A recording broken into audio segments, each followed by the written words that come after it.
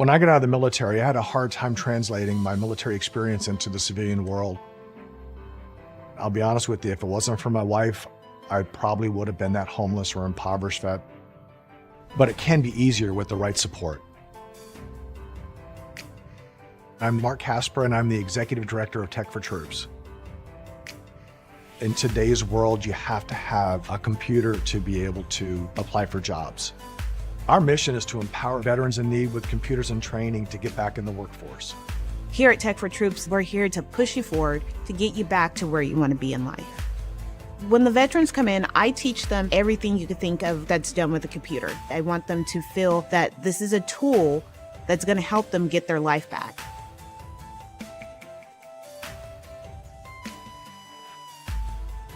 I went into a kind of a deep depression. Eventually, I lost my job and I was out on the street.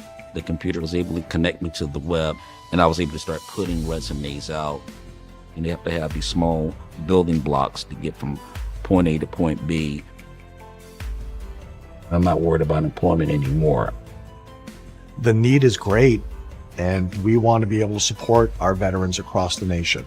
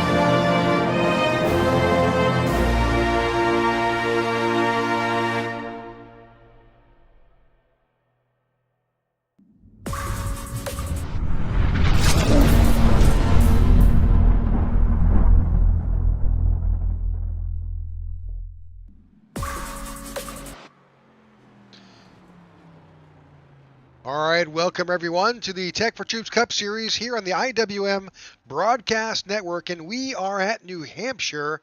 Qualifying is just underway here. Thanks for tuning in tonight. I'm Rick Sousa here with John DeRudris in the booth. John, interesting race, lots of competitors here at New Hampshire as this Season 5 churns on towards the playoffs. Oh yeah, tons of competitors, and we are going to get a full field tonight here at New Hampshire, and some drivers will be going home. So we'll see what happens in this race this evening here at the New Hampshire Motor Speedway. Looking right now at Chris Farrell. He's won a couple races this season in that 06 Fender Mustang, doing his thing, obviously, as always. And right now we have qualifying going on here. Got about 2 minutes left until we go and get the starting grid for tonight's Tech for Troop Cup Series race underway. But right now, qualifying is here, and like you said, we have playoffs on the line, so getting a win is very important right now. Let's bring up that current playoff standings here. You can see Lilith Peters, Chuck Van Scoik, James Lowe, Nathan Harper, Chris Farrell, all with wins, all at the top, but then it gets pretty tight with the rest of those 16 drivers there, and even those drivers who are just out, Jeff Nairn, Aaron Jackson, Wyatt Gray, they're one good race away from cracking the top 16.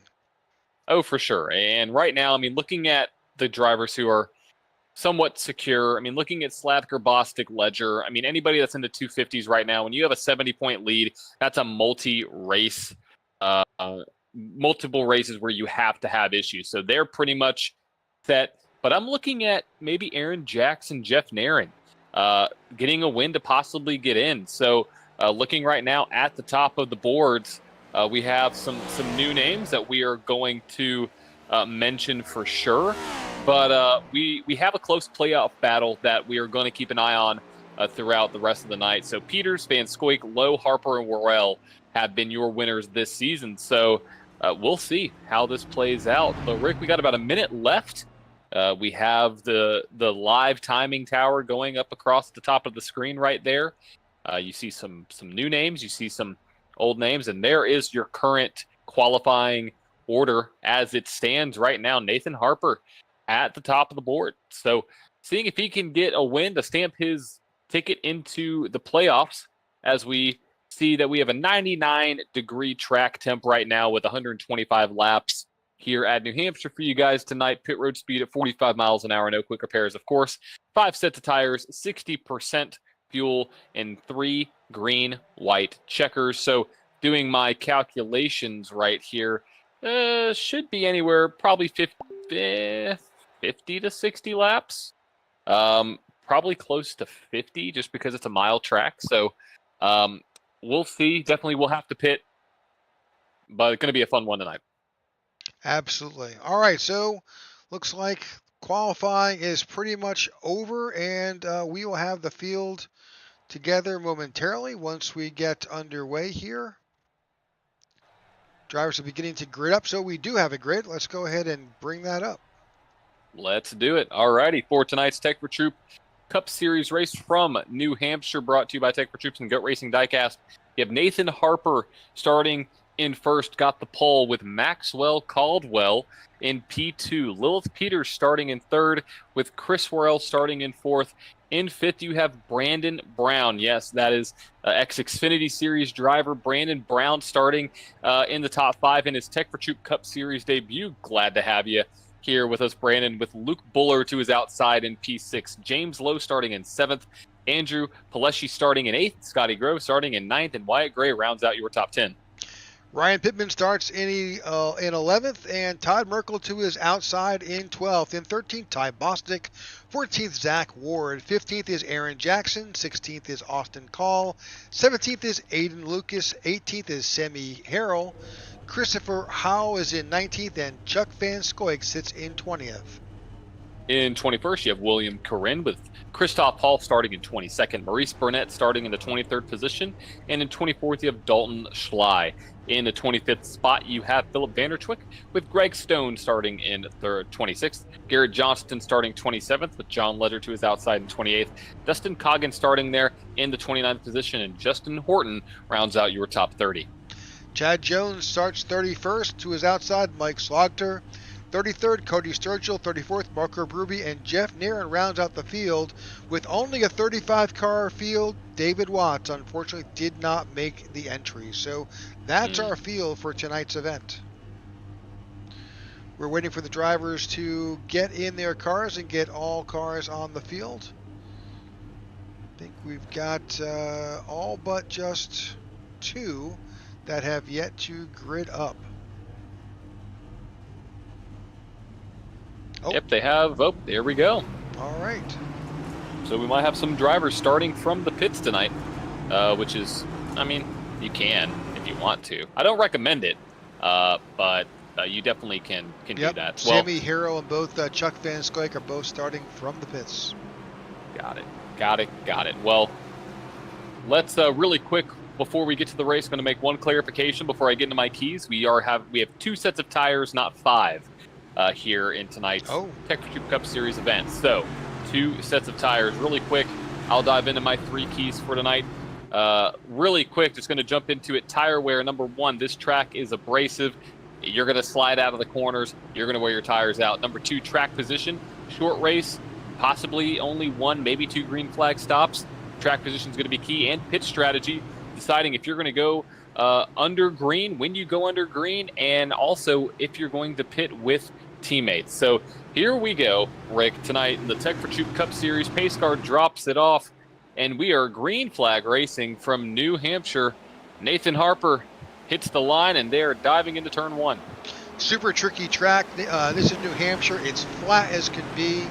You've really got to work your corners. It's so easy to loop around and So we are side by side here already with Nathan Harper and Maxwell Caldwell. Yeah, Maxwell Caldwell trying to battle on the high side going into turn 3. Another new driver here in this series. Yep, maybe a little contact between the 01 and the 06 here out of turn 4. 04 was super loose. Nathan Harper. Yep. Caldwell leads lap number 1. And we are still side by side for second and third place. Lilith Peters, Chris Worrell with Luke Bullard right behind them, and Brandon Brown still on the inside of that 68 machine. How cool is it to have, Brandon Brown in this field? It's his debut here in the Tech for Troop Cup Series, and so Brandon, very happy you're here, and already in the top 5, looking to see if he can crack the top 4 with the 06 sliding up a little bit in front of them. Yep, you can see the 01 Lilith Peters lose it. She was locking up that right rear. Definitely, this is a finesse track. We've talked about these types of tracks in the past. Caution's out. Yep, caution is out on the back. Ryan Pittman, maybe. Oh, yeah, I see him. Pittman, yeah. I saw him drop on the board. I was hoping it wasn't him, but it is. You know him out of that very iconic NASCAR racing number 08 machine. And we have our first caution of the night here on lap 4. Let's go back and take a look. Oh, you could already see he's sideways going into turn 1. Saved it until he... Until he didn't. And unfortunately, I think that's Scotty Grove that ended up T-boning him right there. Yeah, both drivers looking for a win, trying to get into the playoffs. Scotty Grove right there. And that brings out our first caution of the night. That's unfortunate. Well, it's not to say that we don't expect cautions here at these tracks. We do. So hopefully we'll keep it to a minimum. It is a tough track. And there's a lot Very of cars. tough. Yep. And Exactly. that's one of the things with these short tracks. And it's a flat track. You're not traveling at these high rates of speeds. You're going into a corner. Your braking zone is gonna be different than the guy next to you, and it's so easy to make a mistake. Correct. And the big thing about this track is, and I've noticed this, is with these next gen cars, we're really 3 years into this next gen car being available, as we see some guys on the back come down pit road. You have to adjust your brake bias. Oh, there's a Cowboys pit crew. Go Cowboys, even though they got obliterated by the Lions this past weekend. Anyways, side note, looking at the car, you have to adjust your brake bias, because your brake bias is going to have a serious effect on how your car goes into a corner and in the load and your brake temps. So adjusting that throughout the race is vital, especially as tire wear becomes very relevant here. As the tires go away, you have to adjust your brake bias, or you're going to almost have to chase the car all night. Now, it might sound a little annoying to change your brake bias, but it's very easy depending on the wheel that you have. You just have to go into the settings while you're racing and, turn a knob or hit a button to increase or decrease. And you have to do that in practice too, Rick. So something I think you'll see a lot of tonight is lockups, but you can correct it with a brake bias change here or there. Absolutely. So, that's one of the little idiosyncrasies, and that's similar. I mean, the drivers have the ability to, make a brake bias adjustment while they're driving in reality as well here in the sim. Exactly. It's a little dicey because if you don't have that set up and you practice it, you can easily lose concentration, and next thing you know, you're not really worried about your brakes if your car doesn't go in the right direction if you hit the wall. So very easy to make a mistake, but practicing it, you get it down, it's very easy. Absolutely. All right, we're still under caution. Probably the lights go off on top of our pace car next time by, but we'll watch this grid form back up. We'll get this back underway. We thank you for tuning in to the IWM broadcast of the Tech for Troops GOAT Racing Diecast Cup Series. We are on week 10 of our season, John. Let's bring up that schedule real quick just to see where we are here. This is race number 10 here at New Hampshire. We go next week to Worldwide Technology Raceway, and then we finish up the regular season at Talladega. Yeah, I mean, a very similar track next week to what we have right now. Also, we're going to get the green this time by.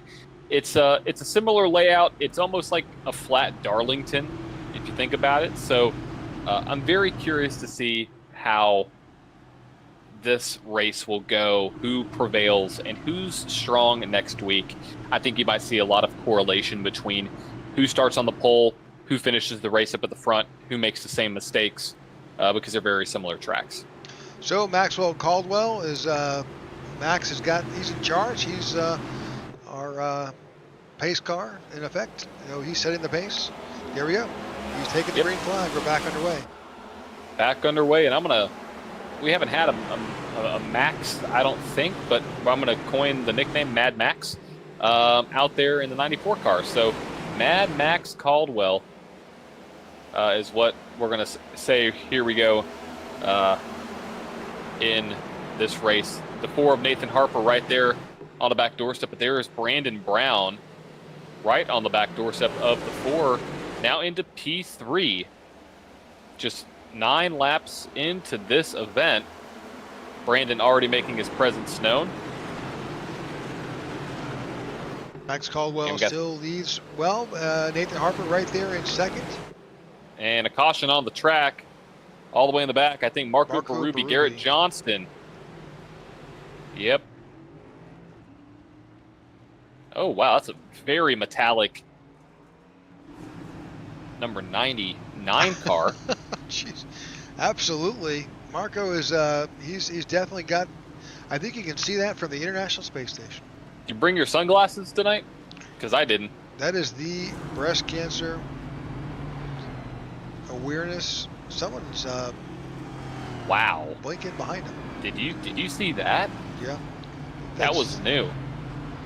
Is that Brown? I think that's Zach Ward that's blinking in the back. Zach Ward. Yeah. But let's go ahead and quickly see if we can see what happened to Marco. Marco Berube battling here alongside the 70 of Chad Jones. You see the 15 there as well of Garrett Johnston. Oh, the 15 gets in the back of the 70, locks it up and gets into the 99. Oh, nowhere to go. Oh, hit the right front. Hard hit for the 15. I think that affected the toe link, too, on the right side of that car, Rick. Yep. Yeah, absolutely. So he's in the pits getting that looked at. Second caution of the night here on lap 11. Hopefully this is not a trend. That's too close. We like our trends to be in double-digit numbers, not singles. Yes, absolutely. So far, if you don't know what we're referring to, it's almost like an inside joke here at the Tech for Tube Cup Series. Some races, it's really just depending on the track. Some we have more cautions at, some we don't. So right now our trend is right at 5. So, but we appreciate everybody for tuning in to tonight's Tech for Troop Cup Series race. Make sure to check out everything that Tech for Troop do and does. They're a great organization. Very proud that we can have them as a title sponsor here. So go check them out at tech4troops.org. And you'll be able to find all the great information that they have going on. And if you enjoy iRacing, enjoy sim racing, make sure, and you're new to the broadcast, make sure to subscribe so you don't miss anything going on here in the Tech for Troop Cup Series, as well as the INRS, the iNASCAR Racing Series, going on every Thursday night as well. So they are they're in their playoff run. We're about to be in our playoffs. So we got playoff racing all over the place here coming up soon. So we sure do. All right, Max will lead us off again. He'll be in charge of the restart. Now, in this series, the car who is in charge gets lane choice, but here on a short track, it doesn't really matter. Pretty much, you're going to be able to jump out to a significant advantage just on every restart. It's just a matter of fact. Correct. A lot of cautions benefits the guy who's out in front. It really does. Yep. It really does. And we're going to see how track position plays into to where this race goes, and specifically where people end up. And I think that there is an advantage, and that's why I had we just lost the field. What just happened? I don't know. The field just disappeared. I think everybody faced that. So I'm just looking now at the grid. Everybody blinked. That was a server. That was a server issue. Wow. I think, Rick, I've never seen. I've been on iRacing a long time. I've never seen that before. That's a new one. Yeah. Well, at least we didn't lose everything. We're back. So. No, we're here. And everybody looks like they are clean. Nobody went off track. Nobody got any damage. So we are good to go. So here we go. Coming out of turn 4 here. Ending our second caution of the night. Mad Max is out front in that 94 with Nathan Harpert outside. And we are back to green flag racing. Here we go. Who's going to battle down into turn 1, that inside line? Really good run. 68 of Brandon Brown slips under the 4. Can he hold it and hold it there? Looks like he can so far. Yeah, Brandon doing a great job here so far early, up into the top 3. The 4 really high going into turn 3. Oh, we're wrecking. Oh, the he wrecks 4. us. Oh, we got a big wreck on the front stretch. And big wreck on the wrecked front the stretch. 68. Big wreck, Rick. Oh, no. That's not good. I mean, Sammy Harrell, Ryan Pittman, Ledger, Naren, Bullard, Jackson, Corinne, Brandon, Brown, all involved in that little bobble. Looks like the 4 had. Unfortunately, the 4 came up and took him out. Let's go back and look at that real quick. Yeah, overcorrection. He overcorrected it. Came back down the track. So we're watching. You see the 4. He's a lot out of shape. A little bit there. He's trying to fix it, but unfortunately, It was net code. A little bit of net code, unfortunately, there that caused that contact with the 68, sending him around, and unfortunately, bit of nose damage. The Bullard T-bones the 4, and then more contact with the 55 on the left front of the 68. A little bit of front damage. Hopefully that's not a race-ending bit of damage there. So I'm looking at this damage. I don't think the toe link is bent. Now, I don't know how it feels on the car, obviously. But I don't know if that toe link in that 68 car is, in fact, bent. He's got some body damage, but not terrible. No, not terrible. I mean, he hit with the front end of the car. I'm watching his RPMs right now. He's currently in first gear. He's gonna go down pit road. I'm gonna keep an eye on his RPMs. Oh, is he not gonna pit? Not pitted. That's a bold move. Looking other cameras we may have to see if we can see anything.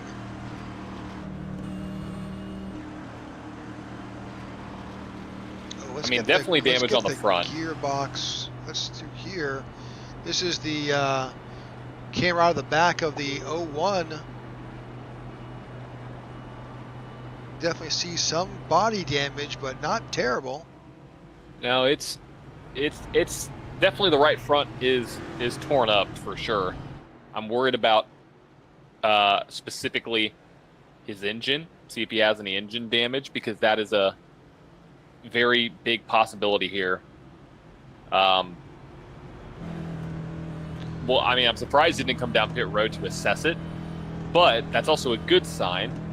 He may not have to worry about it a little bit. Maybe fine.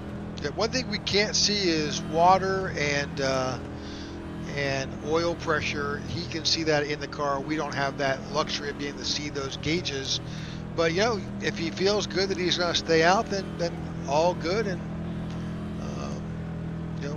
I'm sure he's keeping an eye on his oil temp, water, and pressure. So exactly. All right, so third caution of the night. Really not the most prestigious start of our event here in New Hampshire, but can be a tricky track here.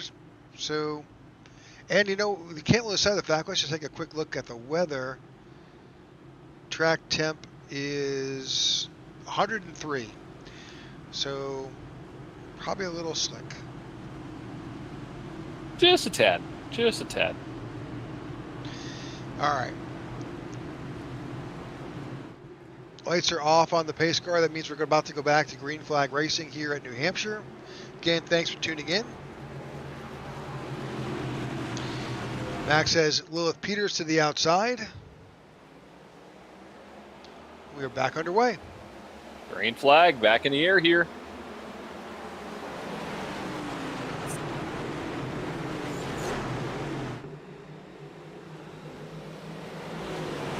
Looks like that Side by 68 side. is good. He looks okay right now. I don't see any meatball flag either. So, Brandon Brown back in the game. Lilith Peters moves up into second place. Lilith started up at the front, so she's usually the top 5 in qualifying. She's your season 4 champion.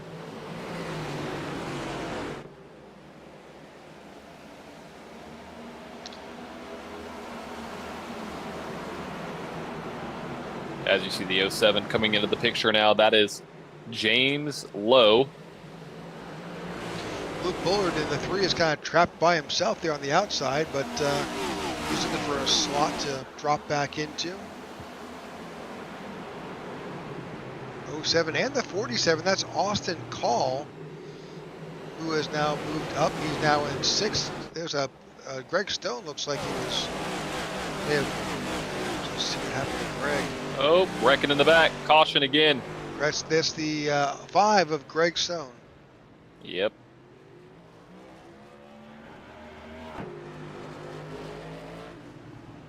Let's get that real quick, see what just happened. By himself, got the 88 in front. The 98's coming hard. That's Christoph Hall. He just spins by himself. That happens. Pretty slick track.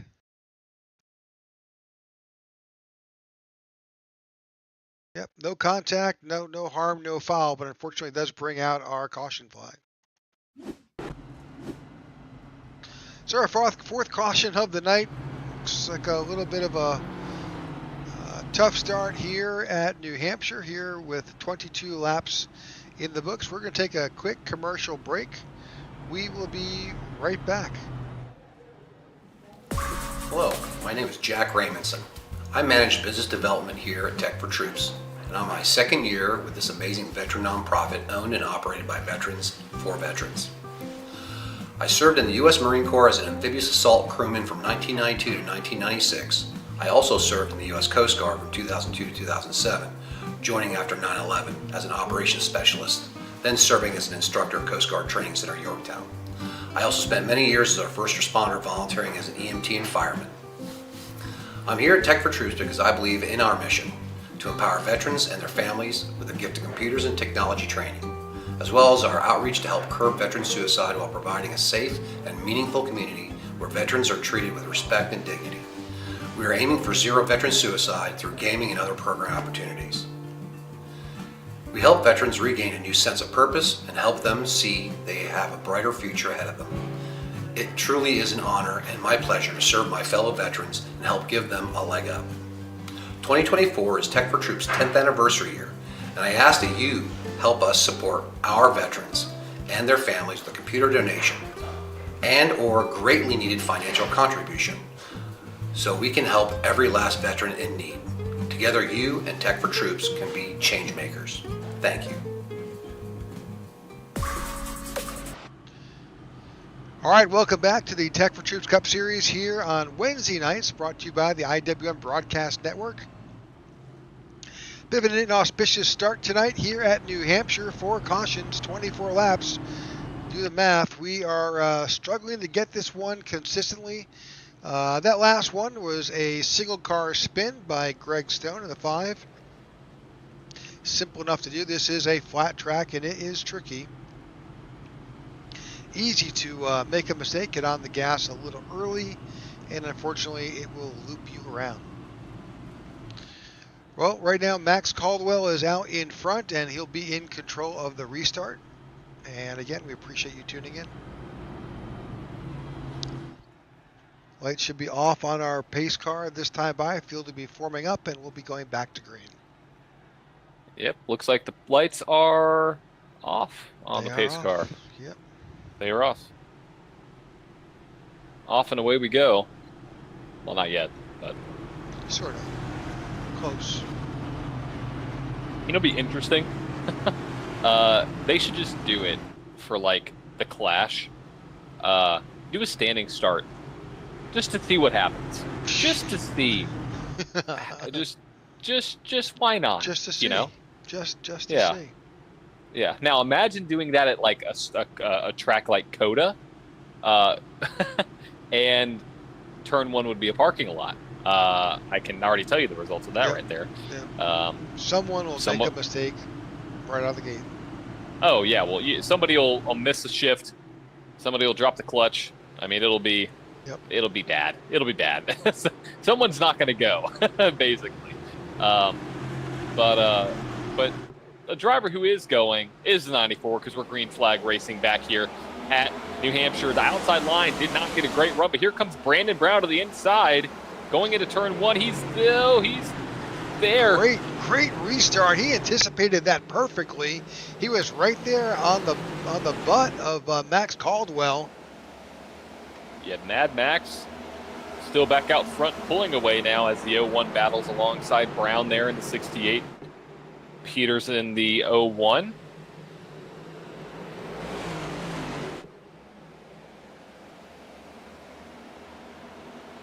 Good restart, and lap is complete. Brandon Brown still holds that inside. Lil Peters, the 01 to the outside. We're still too wide here after our lap, so they're battling all the way through the field.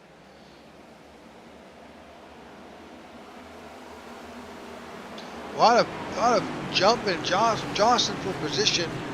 4 wide. There's a yellow car up there on the outside. That's the 2. That's Todd Merkel. Another new name and face here on this league. That's been, John, that's been part of the incredible draw this league has with that sponsorship with Tech for Troops. We just are able to bring in some great drivers. We are. And we saw a door. Yeah, that was the 48. Got sideways, but cautioned back out. Uh-oh. Keep an eye on these two right here, Rick. The 2 looked like he doored the 48. I might be wrong. But I think it was I think this was a Maurice Burnett was involved in this incident. For sure. We'll have to double check. Let's see if we can bring that yellow flag back up and see if we can just kind of look it up. There's contact up ahead. Yeah, is that the Right 08? there. That's Pittman. Unfortunately, the 8 and the 08 get together. They're just battling to see who can drive the 8 car, I guess. Yeah, it's a battle between the 8s. And the 2 and the 48, that was a racing deal. The 2 got loose, the 48 was tight. Nobody got doored intentionally on that one.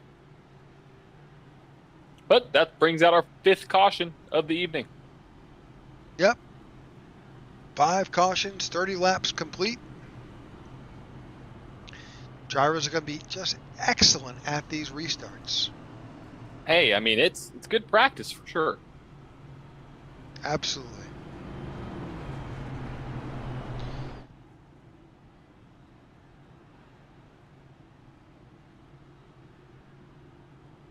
Well, tomorrow night we'll be covering the INRS Racing Series.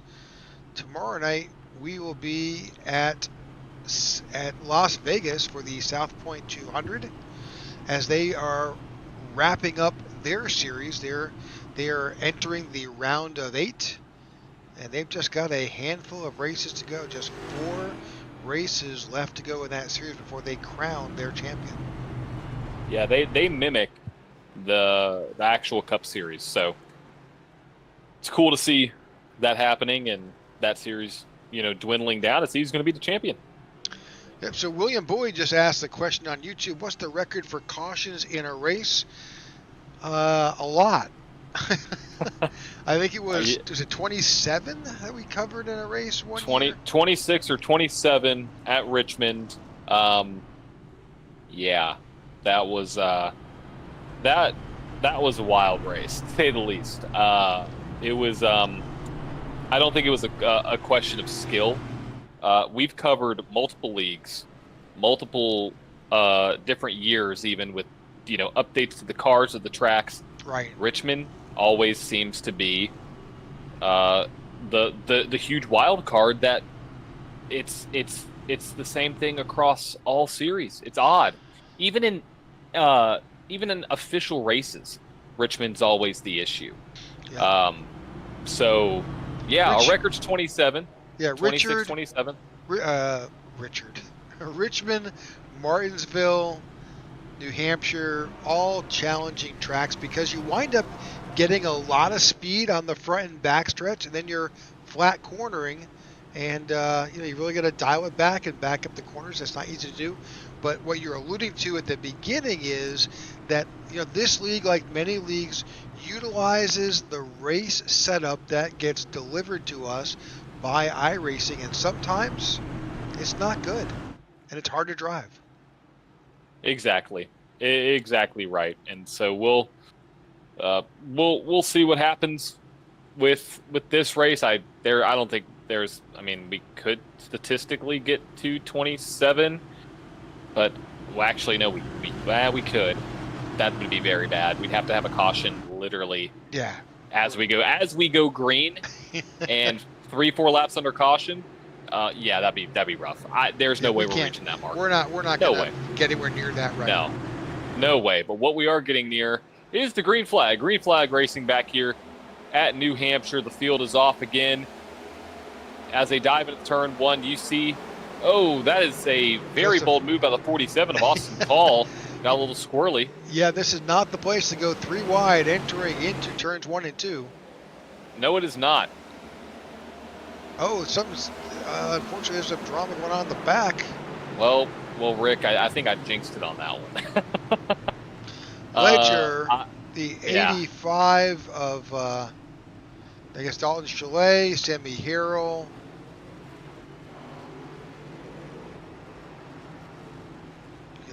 Yep. So, yeah.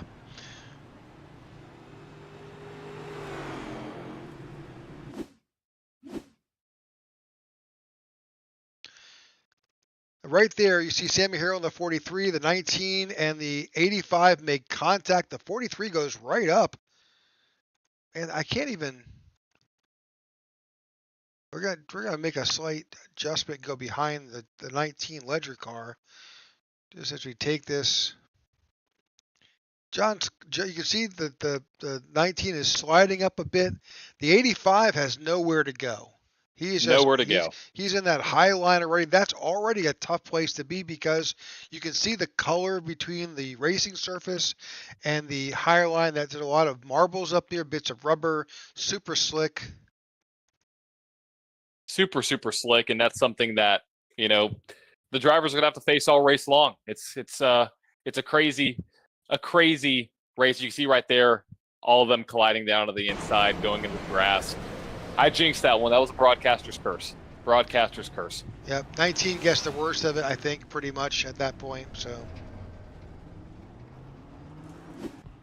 all right, number of guys are in the pits: Harrell, Van Scoik, Burnett, Shy, Ledger, Berube, and Pittman all in the pits. Pittman's in there from that earlier incident, I believe. But here we are, 6 cautions. We're going to take a quick commercial break. We'll be right back. Hi, America. Mark Casper, President of Tech for Troops. I wanted to take a moment to say thank you for making 2023 such an amazing year. We completed our mission, and it feels good to have another successful year behind us. But I want to tell you, this year, 2024, is our 10th anniversary. 10 years of doing this mission, and you have been so supportive of us. So I want to take a moment to say, please continue to support us. We're going to have an event or more every month. Please stay tuned in our calendar. Please stay tuned on our social media. Join us in the celebration of our mission and what we do. And we look forward to seeing you and having your support for our mission of ending veteran homelessness through bridging the technology divide. Look forward to seeing you. Thank you so much.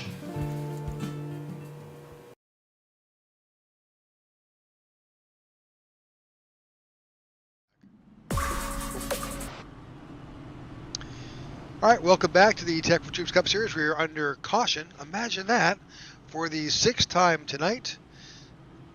Don't do the math because it's running pretty like 6 laps between cautions. Oh, Yeah. that's painful. Really, when you think about it, it's really like 4 laps of yellow, 2 laps of racing, 4 laps of yellow. Hopefully not. That's probably not exactly how that's working out. I just made that up. But Max Caldwell continues to lead and will execute this restart. However, Brandon Brown now finds himself to the outside with Lilith Peters and Austin Call there. 1, 2, 3, 4. Should be a great restart. These guys have done a great job in anticipating these starts. So they're on the backstretch now, but we'll get them up and be back underway momentarily. Yeah, we'll see. 68 out front. Imagine interviewing him at the end of this race. That'd be pretty crazy. Pretty wild in his debut. We'll see. Alrighty, folks. We are 37 laps, going to be 38 laps in. Once we hit the line, pace car dips down once again, and we are green flag racing here at New Hampshire. 68 is still there on the outside. Goes down right behind the 94. 47 takes up that outside spot. Got Aiden Lucas back there as well. Clean through the backside. 94 jumps out to a nice little bit of a lead there, but the 68 fills it nicely. Still door to door with the 01 and the 47, although 47 is now up on the... Oh, we're wrecking, Rick. Wrecking in the back. Caution is out again. Zach Ward, Ryan Pittman. Actually, take that back up there in the pits. James Lowe. Yeah, James Lowe. For some reason, I think he may have had help. Let's just go look real quick. Oh yeah, there was a lot of help on this one. Maybe there wasn't. Hang on. Let's back that up a bit. He helped himself, and he had some help from the 91. Just watching it through at quarter speed here. You got the 3 of Luke Bullard to the inside, the 07 of James Lowe, as he's coming off of turn 4. He just kind of he just loses it. Yeah, I mean, what it tells me is either it was a quick snap of the wheel or he got back in the gas a little too hard. And the 91 nowhere to go. Minimal contact for both drivers. Both should be fine, but not what you wanted if you're the 07. No. Or the 91. Well, they definitely kept it out of the racing line. That certainly helps. The 07 is coming in the pits. Probably to assess whatever damage was on his car.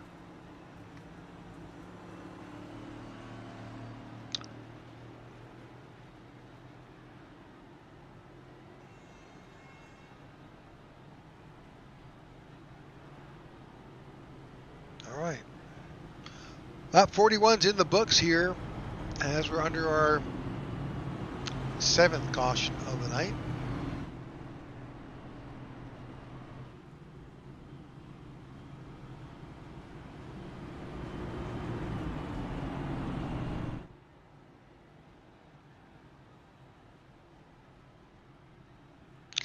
So,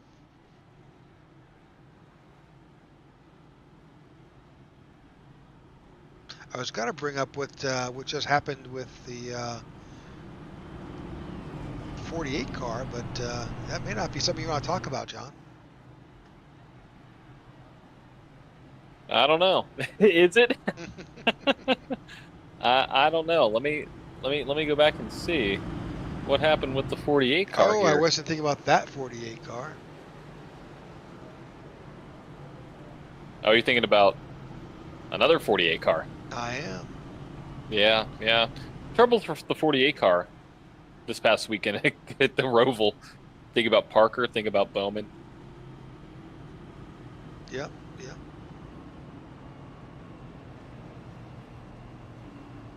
What we're talking about is the 48 car with Alex Bowman was disqualified after the car was weighed post race and wound up to be 17 to 18 pounds light.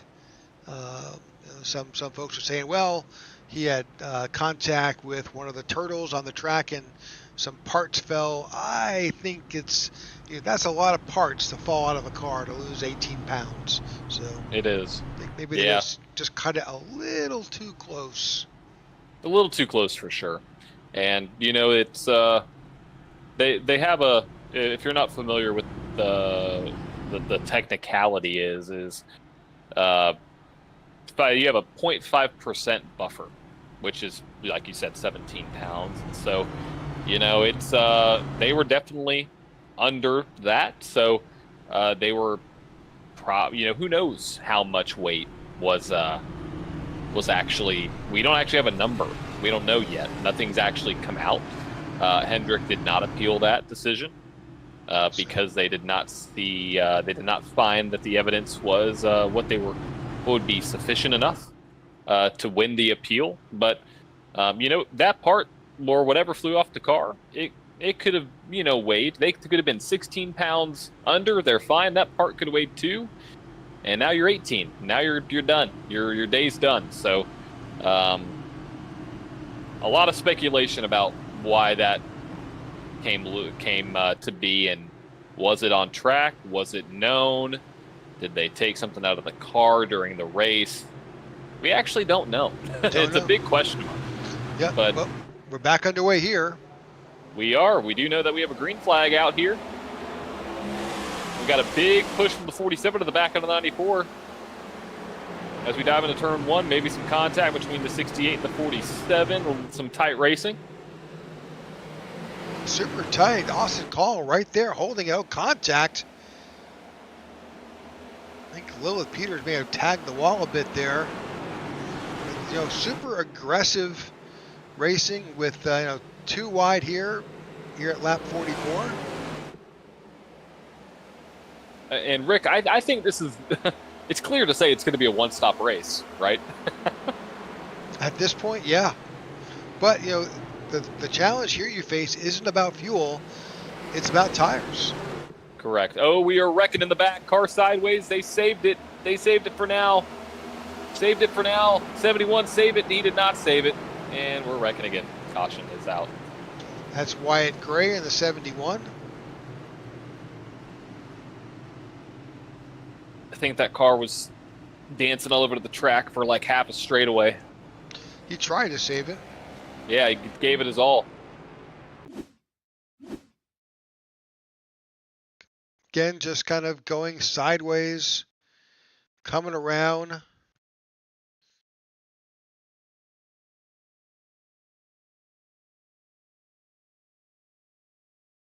He tried so hard to hold it together.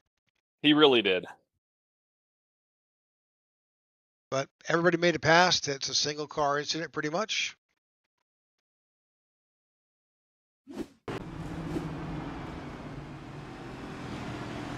And we are back under caution again for the 8th time. Yes, we are. All right, we'll be right back. A quick commercial break. Are you looking for a way to safely and securely dispose of your old electronic devices? Why not donate them to Tech for Troops? Tech for Troops is a 501c3 nonprofit dedicated to bridging the technology gap for in-need veterans and their families. The donation process is quick and easy. Simply go to techfortroops.org and click on the donate link at the top right-hand side of the page. Scroll down to access the Give Back Box link. To create your shipping label, click Add to Cart and complete the checkout process. The shipping label is good for up to 50 pounds. You can recycle most standard shipping boxes to send in your devices. Oh, don't forget the power cords. Give new life to your old technology by responsibly recycling with Tech for Troops. Help save the environment and support a veteran.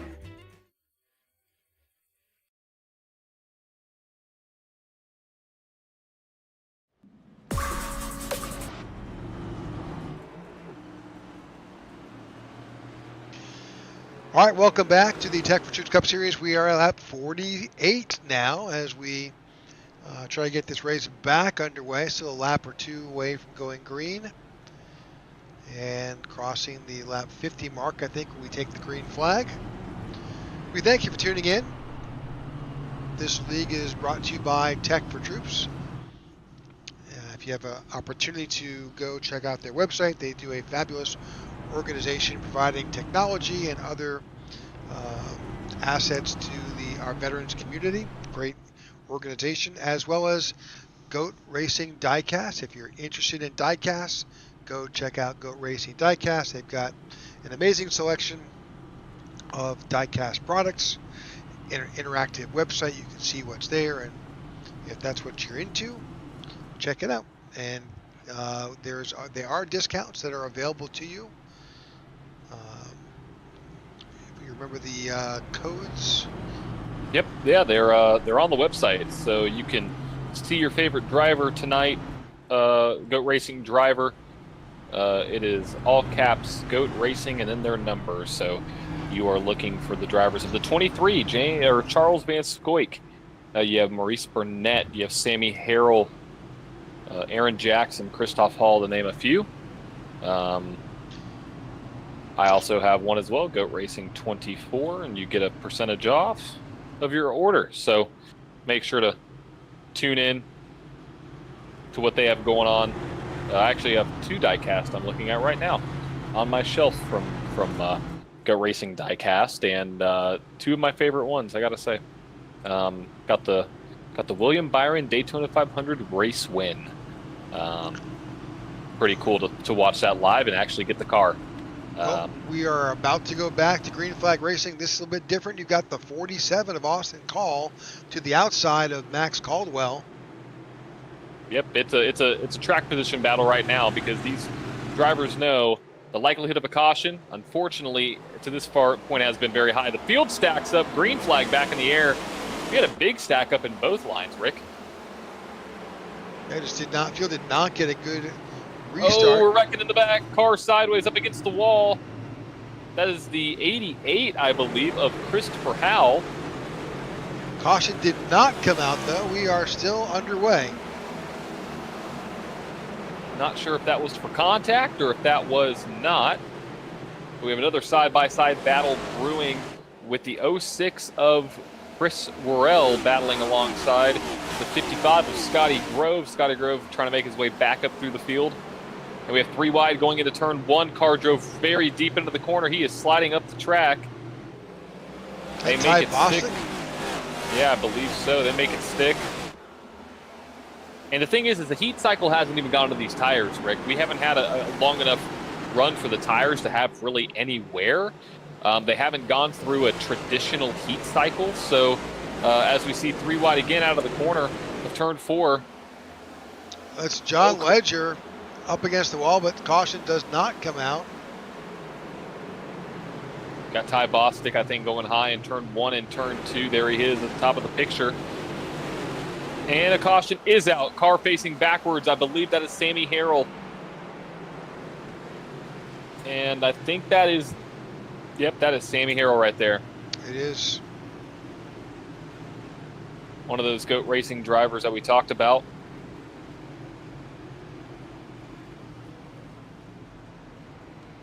Unfortunately brings out our ninth caution of the evening. Well, let's see if we can take a look at that. Looks like you may have had a little help. Yep, the 5 of Greg Stone. Unfortunately, the 81 gets a little bit of a piece of that.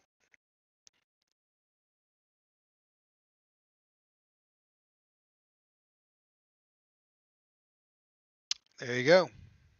There it is.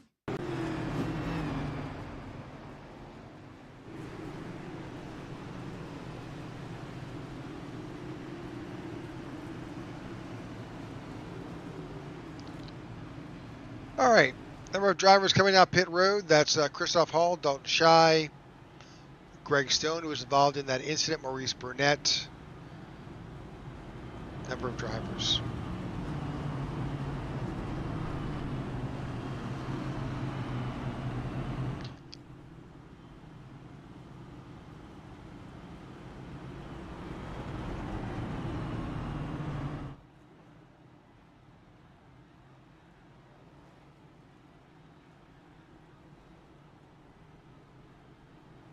Rick, let me ask you this. What are your thoughts on this track as a driver? Do you like it? Do you hate it? What are your opinions? Me personally, Yes, not a fan. not a fan. Got it. And I'm from the New England area, so this track is like our, in our backyard growing up. But I'm not a huge fan of this track. I find it does build up a lot of speed into these flat corners, and it's just not my favorite type of racing. Got it. Totally understand. Yeah, Totally get it. I do love a good short track. You're going to see some of that next season in the Cup Series, where they actually go to Bowman Gray. That's right up the road for me here in North Carolina. That'll be a great show. Oh my goodness. That's like WWE, or when it comes to the regular series that's there in Bowman Gray is always makes for the greatest YouTube videos and lots of drama that happens at Bowman Gray. So getting the Cup Series there should be very interesting. Oh yeah, I mean the videos you see of drivers like chasing after other drivers in their cars, driving through the infield to go hit other cars.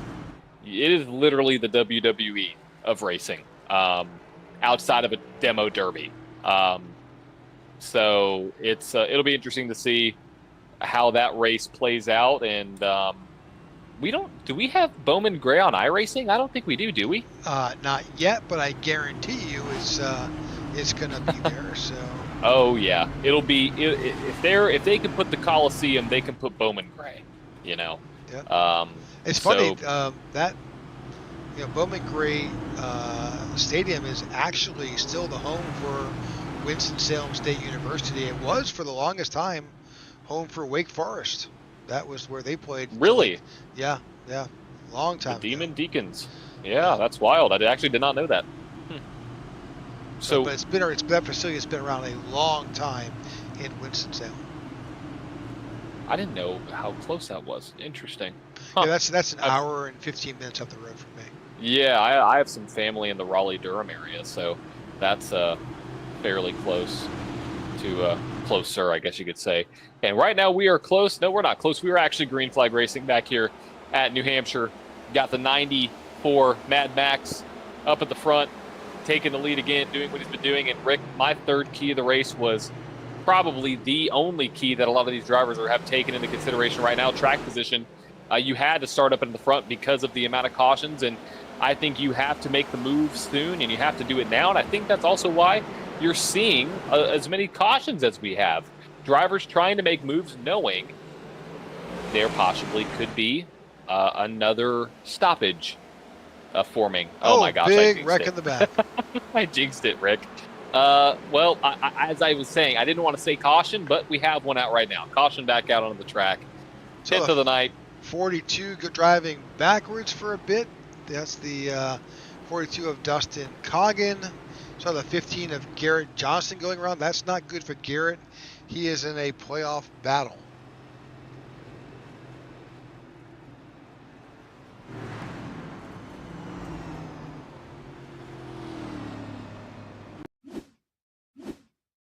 Let's dissect this one. He just got loose. It looks very similar to the situation with Nathan Harper. I mean, wow, look at that 42 car jump in the air. And no, he didn't hit a turtle either. Not an actual turtle. I'm talking about the ones in Charlotte. Not a real turtle.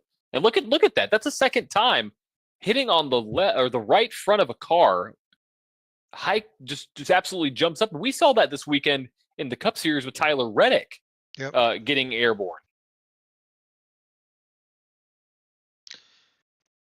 See the 91 slip by to the outside, but the real gap is right there by the 8.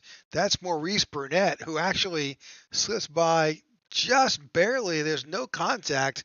Unfortunately, Dalton Schley does not have that same luck and winds up bottleneck there. Christoph Hall gets involved, a little bit of contact there as well. So real, a lot of drivers engaged. So, yep.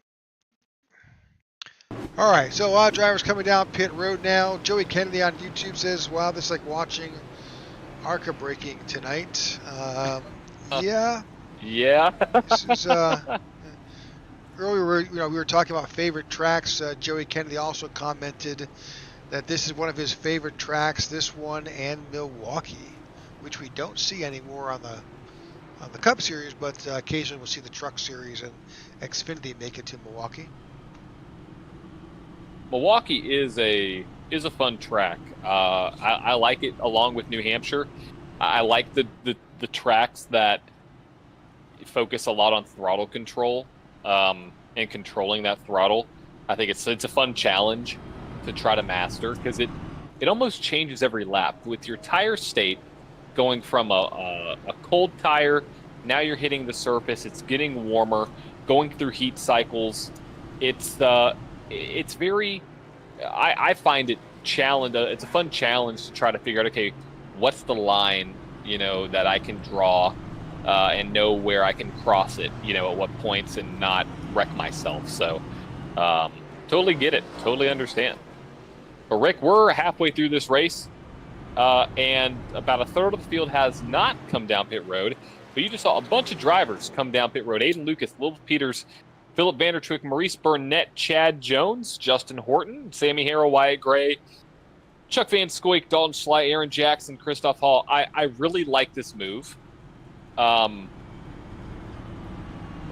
one reason, and I'm not a fan of it for another reason. I love this move for the fact that you can make it to the end of the race, probably, from this stop. Why I don't like it is, how much fuel have you actually burned up to this point since we haven't had many green flag laps? That's the question, because if you, this is the question I want to ask you, Rick. Could we see a driver not pit this race? Math. Let's see. They would have to save technically 65 laps worth of gas. But again, we're under caution. We've been under caution quite a few times. And if we're under caution for 2-3 laps, that's 20-30 laps right there.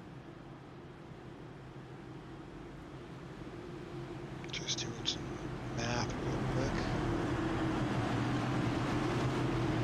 Cue the Jeopardy theme song. Gotta have that as a hotkey. That'd be fun. Oh man. While the math is being mathed, we're about to go green flag racing back here in New Hampshire, and we are off. Green flag back in the air. Big stack up in the back. Big stack up on the outside line. 48, 10. If we wind up doing half the laps under caution, you're right. They could make it on a one tank of fuel, but I'm thinking this is going to settle down quickly and they'll be forced to come in at some point. But there's a good chance those guys who are out there who have not come in, they are they've got nearly half a tank of fuel left. It'll be interesting. It'll be interesting to see. I wish we had a counter for how many green flag and how many caution laps we have had so far. But I would definitely imagine it is half and half, maybe one favoring towards the caution side, unfortunately. Oh, leader sideways. He's wrecking. Oh, the 06 clipped him. Watch out. Oh, wow, that was close. everybody got around. Unfortunately, the 06 had contact with Max Caldwell. Well, Rick, You that know, I'm going to have to say when we look at drivers, iRacing assigns them an I rating. You know, a lot of that it's subjective, but that I rating that's there based on their performance. Some of these drivers that are spinning are really good drivers with very high For sure. I ratings. You know, Max Caldwell is one of them as well. You know, it may be just something in the setup. Yeah, I mean, so to give you some context, I don't know the average I rating, but I would say most people probably sit between 1,000 and 2,000. That's what I would assume. Anything above 2,000, you're doing well. Above 3, above 4. Once you get up into those numbers, you're looking really good for sure. Even if it's say 2,500. But Max Caldwell, 42.28. That is his I rating. That's a decent That's I rating decent. for Yeah, sure. yeah. Yeah, that's very good. When you have a field of, 34, 2,300, 38, 5,900, 2,800, 2,300, 34. It's a solid I rating. And you see right here, the 94 got loose. He locked it up. He locked it up here. You could see him in the 06. Nowhere to go. Hard contact there. And what this did, Rick, is it brought everybody down pit road. Luke Bullard, Mike Slatker, James Lowe, Scotty Grove, all these drivers down pit road except Austin Call and Todd Merkel. The only 2 drivers who have not pit the entire race. Probably not a bad idea. They're taking advantage of the opportunity for for some positions. If you're up front, you're not getting, there's less of a chance of getting wrecked. Although we just saw Max Caldwell do a loop and get tagged by the 06. But Austin Call, he's up 15 spots. He started 16th. Todd Merkel started 12th. He's now showing up. He's plus 10. Everybody else, though, has come in at some point, and this field will reset.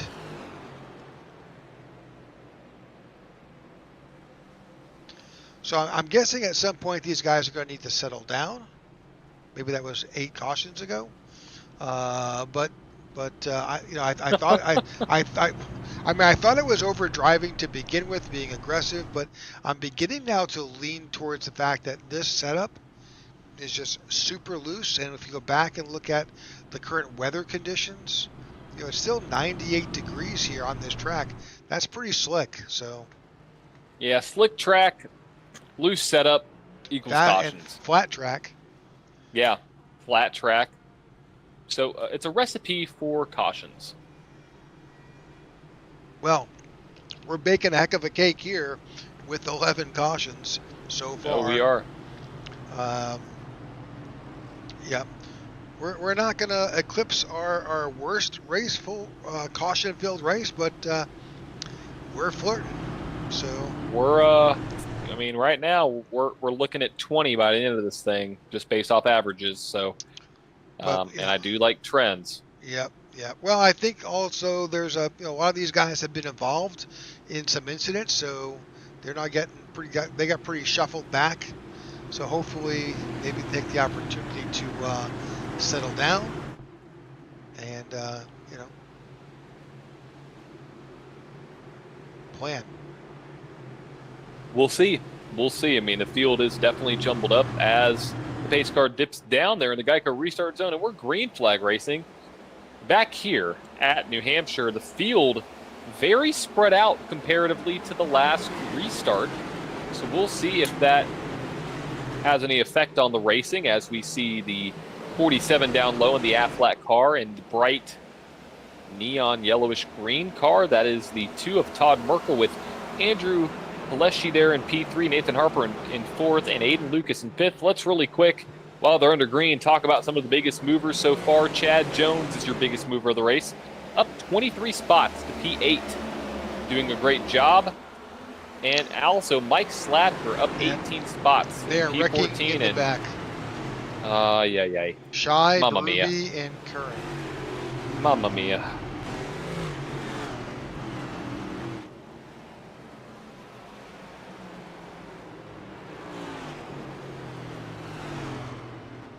If I was calling this race in Italy, that's what I know people would be, if they were watching from in there from Italy, they would be saying that right now. Mamma mia. Let's see what happened here. Oh, somebody got turned. Yep, Oh, somebody got way- turned up there. way up Oh, front, and unfortunately, oh, that's a hard hit. That's the 99 of Berube, leaving no place. That 85 of Shy is blocking the track, so we're pretty sure. Let me go back and do this again. Looking at the 99, the 99 did not even come up in our report here, which is odd. Yeah, I mean, he had the hardest out of everybody. Let's see what happened here. Oh, the contact started way up there. With And then the 85. With the 64.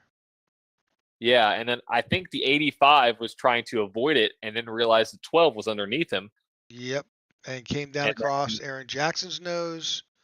And 99, nowhere to go. I mean, Victim gets of clipped. circumstance. And the 68's right there. Brandon Brown doors the 99. Brandon does 99 not gets- need any more nose damage. No, he does not. He did come in and fix quite a bit of it, though, so.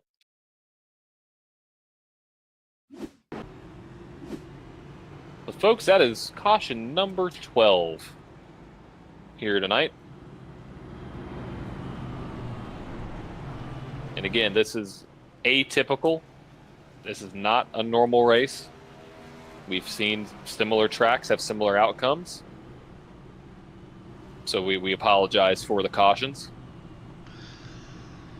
Yep, this is not what we've seen. We've gone nearly caution. I think we've gone caution-free at least once here so far this season. So just had some great racing with this series.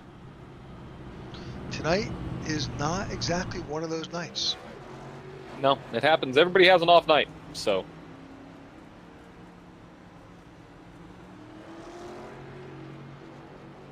Also, really quick, I want to congratulate a driver of ours who is currently, let's feature Ty Bostic for a second, Rick, why don't we? I want to feature Ty Bostic because they just introduced a new little baby into the world. Him and his wife, Brianna, welcomed Asher into the world. And congratulations, Ty. You have another little baby Yoda, little Grogu in the house. So. Yep, and here he is racing. You gotta love the dedication. Just Oh, it's there. It's there. So bringing up our current driver standings, looking around to drivers who they have not had the best night tonight. Looking, Zach Ward, Ryan. Well, not looking too bad so far for those drivers who are in. I think the biggest loser right now is unfortunately Garrett Johnston, who is right there at the cut line. He needed a good night. And so far that has not been. I want to make a correction. Ty and Allison Bostic, excuse me on that correction there. But yes, it was Asher. Want to make that quick correction as of 4 days ago, I believe. 4 or 5 days ago. Gotcha. Jeff Nairn is now showing in 22nd. He was pretty far down. Aaron Jackson, he's below the cut line. He's right there in 24th right now. Wyatt Gray and Philip Vanderton need good nights. Absolutely. All right, we don't want to miss the restart here. Let's get these graphics off so we don't miss it. We are back underway. Green flag.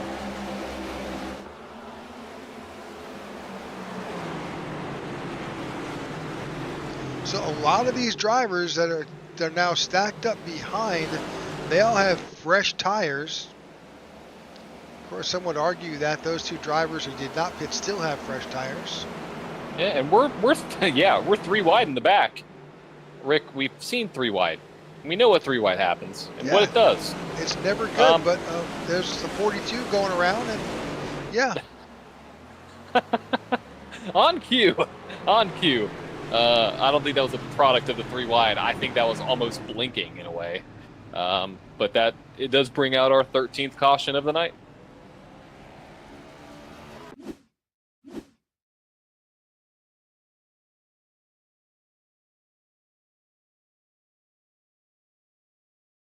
There you go.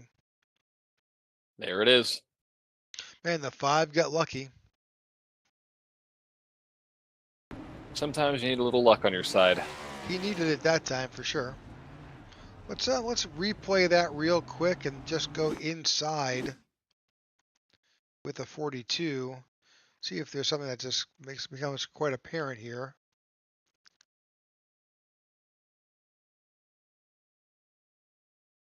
You ever watch that little orange stripe on the steering wheel as the driver is turning in? You can see him lose the rear end as he's coming around. Didn't counter steer much. Typically, you see the driver kind of saw that wheel over to the right to try and counteract it, but not doing that. Let that car just loop around.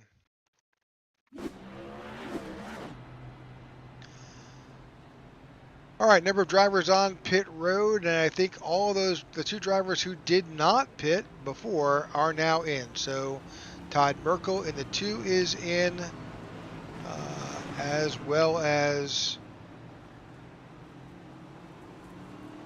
who was the other driver that was out there before? Austin Call. Both came in here at lap 76. So that now puts the 91 in charge of this restart.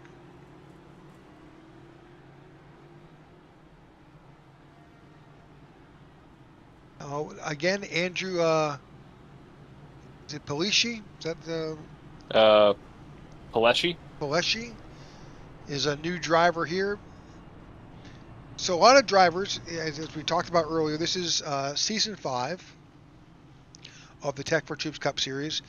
Next season will be really a full season. I don't think we've officially announced it yet, but I think we'll be doing more of a mimic of the actual NASCAR Cup Series schedule.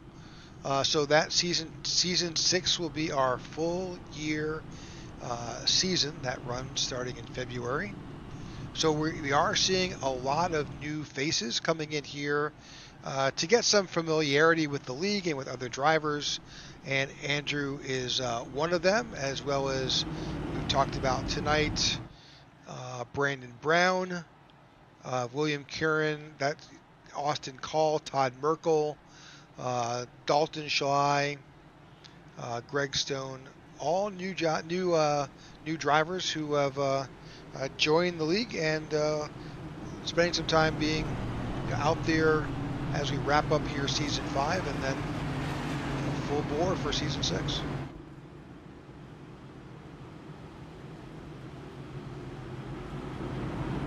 Excited for next season. I think it'll be very, very cool to have a schedule like it is. So excited to see what next season brings. And if you're interested in being a potential part of the Tech for Troop Cup Series, a sponsor or a driver, make sure to reach out. We'll be in contact for sure. Rick, we're about to hit lap 80 of 125 here. It is Andrew Paleshi and Nathan Harper out front.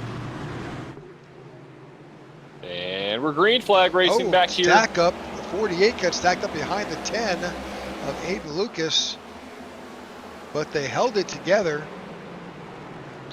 Nathan Harper has made his way back up to the front. He was involved and we have a caution. Yeah. Ty Bostic, unfortunately, I think was. Dang it, Ty. We got to stop featuring these drivers.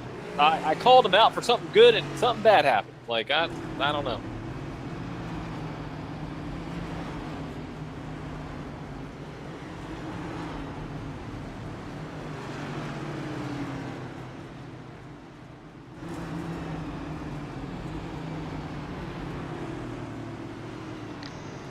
All right, let's see if we can take a quick peek at that.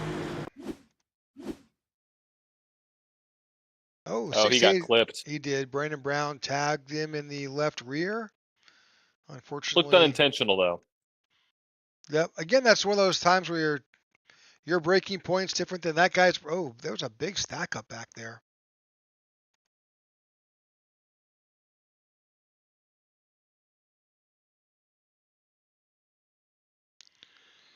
All right, lots of drivers involved. I'm pretty sure that the pace car is probably gonna need to be refueled soon enough. Yeah. At this point, you have to.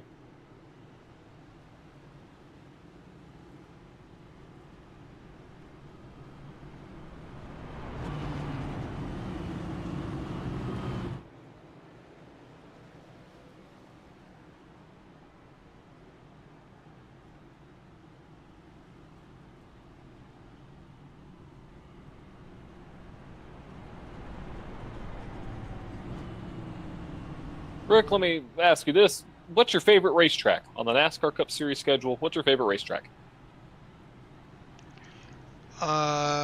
Geez. So I am partial. I mean, I'm right here at in Charlotte, so Charlotte Motor Speedway is a track that I've been to multiple times, whether it's for the Roval or for the regular Cup Series and other series events here. It's just one of those tracks that has the uniqueness to its layout. Always is full of excitement. For sure, I agree. It's a great track.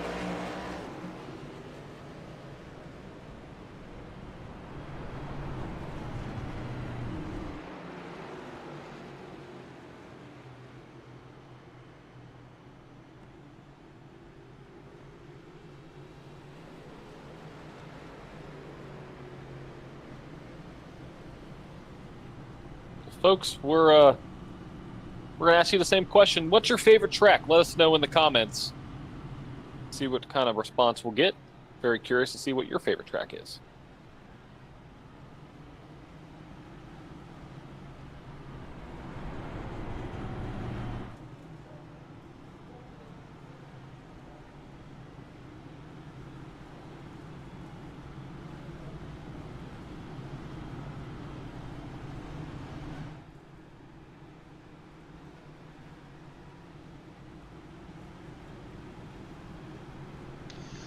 All right, 14th caution of the night. Sorry for the pause in the broadcast. We're working hard with race control to talk about a number of things here, what's happening on track and off track, in preparation for our next race and how we can improve even tonight. So we've just got just about 40 laps to go here. Yep, 40 to go. Yeah, we're making some future plans. We'll see what happens, and that's a part of being part of this, part of IWM. Alrighty, here we go. Pace car dips down again, probably to get some fuel. As we hit the green flag, big stack up the outside line.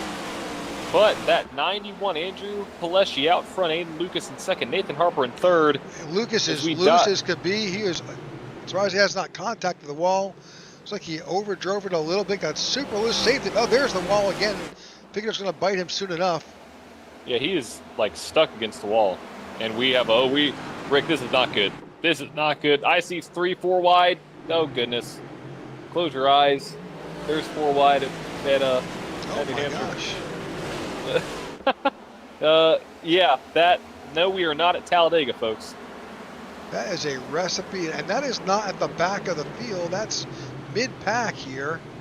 Yeah, that's like 10th. I mean, that is the 06 right there. From Chris Farrell, he's in P7.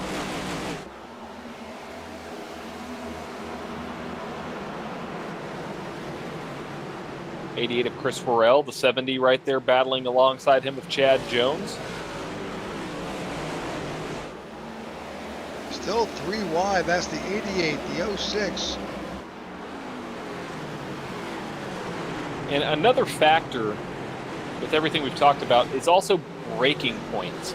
People have different braking points here, and I've been on the wrong side of a braking point battle where I've gotten run into, and I've run into somebody in the back of me, or in front of me. So it's such a battle here at New Hampshire. I mean, maybe this could be a race control thing, single file restarts. Could that help the cautions? Might be.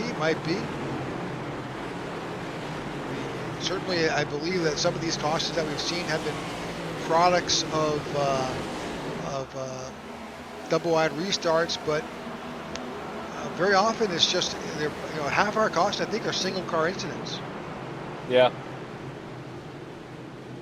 Heck, I'll take half the 7. Oh, we're sideways in the front stretch. We're all good. James Lowe saves it. Yeah, but he doesn't save it in the back. Oh, Ty Bostic stuck in the middle. Car bouncing all over the place. I think that is 64 Cody Sturgill. Got pinballed out there. Oh, there's a 10 sideways. That's Aiden Lucas. And we're wrecking. I think unfortunately Sammy has not had a fun night tonight. I'm not sure what happened to Sammy.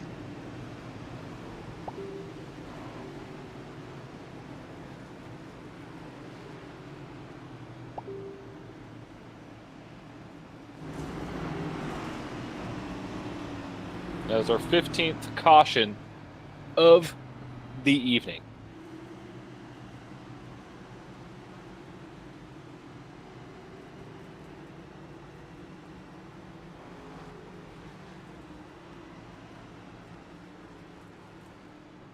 All right, going back here. See if we can figure out just what happened to Sammy.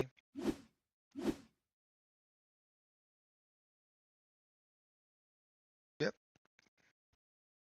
Didn't have any help, just got loose.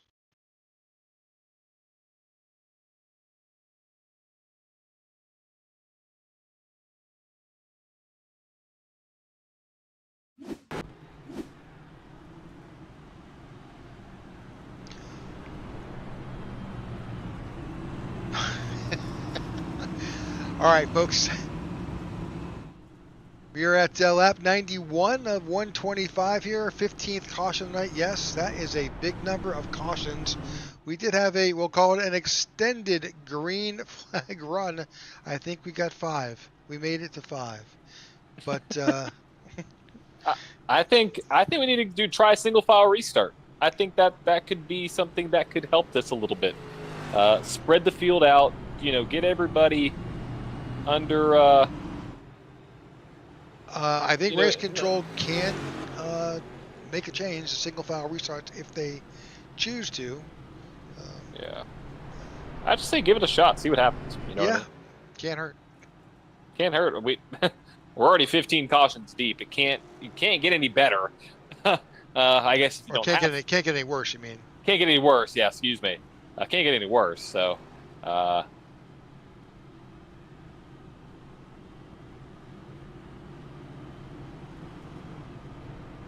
So Jason on YouTube said that he needs an invite to this league. He'd love to run. We're sorry, Rodney, if it's a frustrating race to watch. We're not typically 15 deep into cautions here with the Tech for Troops Cup Series. Just one of those nights. So it is. It really is. It happens. It's a product of a lot of different things and.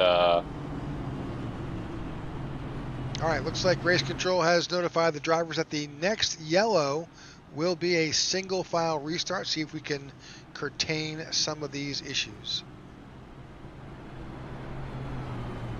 Now, Rick, watch us go green for the rest of the race. Well, just watch. Let's see. I mean, that'd be great, honestly.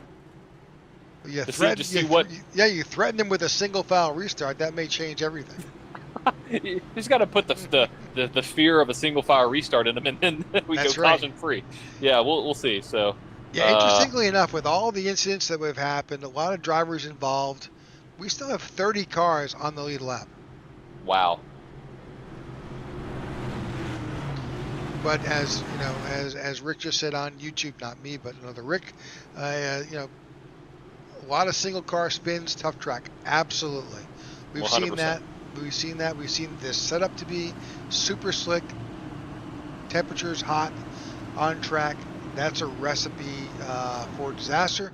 Not to mention the fact that this is a super competitive series and a lot of points on the line headed towards the playoffs, and you know, people want to chase after those points. For sure, they definitely do. And green flag back in the air here at Charlotte. Drivers were not happy to hear about that they may be going single file, so you know, maybe pay attention, and hopefully we don't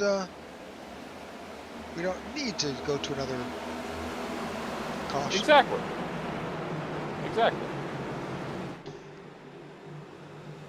See a car up against the wall. That is a 71, I believe, of Wyatt Gray, as we have some 3-wide action coming out of the corner there. The 8 car and the 14 were side by side, but now the 19 is stuck in the middle.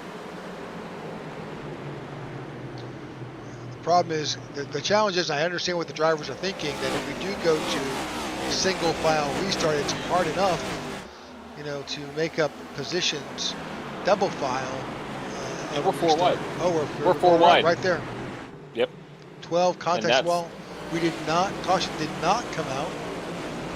That was a product of 4 wide. Yeah.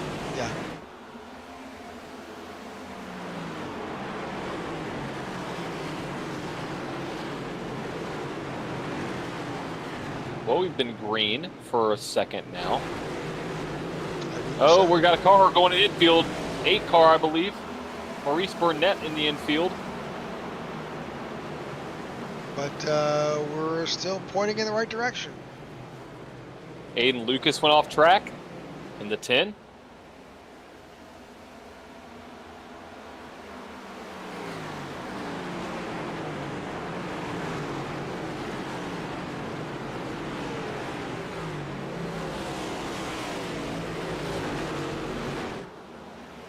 Back up front, Andrew is doing well. Nathan Harper is currently in second. Chris Worrell is in third. Lilith Peters is in fourth. Christopher Howell, great showing tonight so far, is sitting in fifth.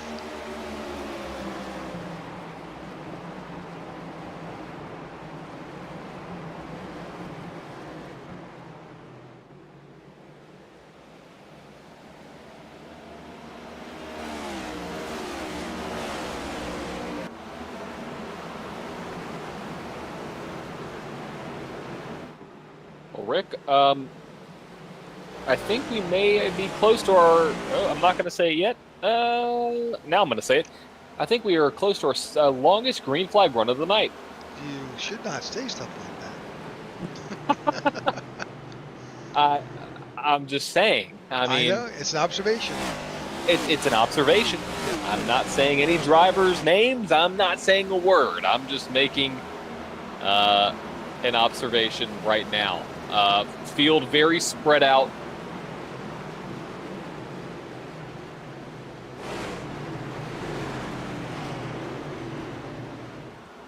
Looking back through the field, we do have some double wide action going back here. This is around position 20. Yep. And really quick, Cody Sturgill just ran his fastest lap of the race. I see that. 31.53. Great lap. Yep, ran his fastest lap of the race on 30-lap-old tires. So that shows you the life in these tires. And to put in perspective, the leader's fastest lap was a 31 flat, which is the best out of anybody. He just ran a 31.4, so about 4/10 off. Really about 3/10 off, because he ran a 31.09, 31.1. So 3/10 off with 60-lap-old tires, because we're 25 to go here.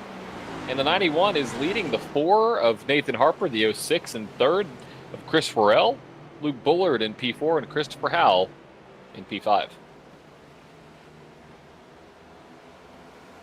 Chris Worrell finds himself up in third.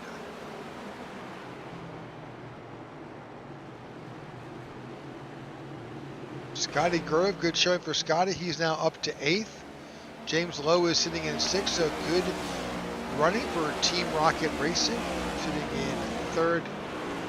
Caution is out. Aye. Number of drivers involved. Dustin Coggins must have been a real mess. Todd Merkel, Ty Bostic. Let's see if we can.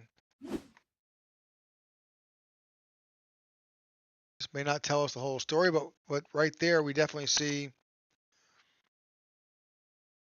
42 going around. 22 winds up in the wall. Whoa! Wow, car's upside down. That is the 22 of Ty Bostic.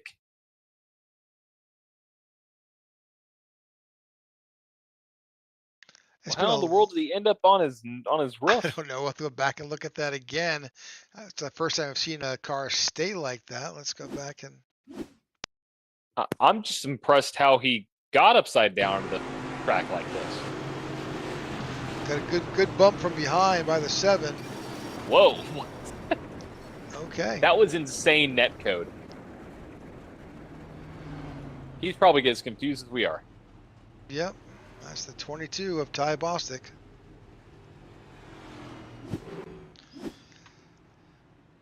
All right. 16th cautions tonight.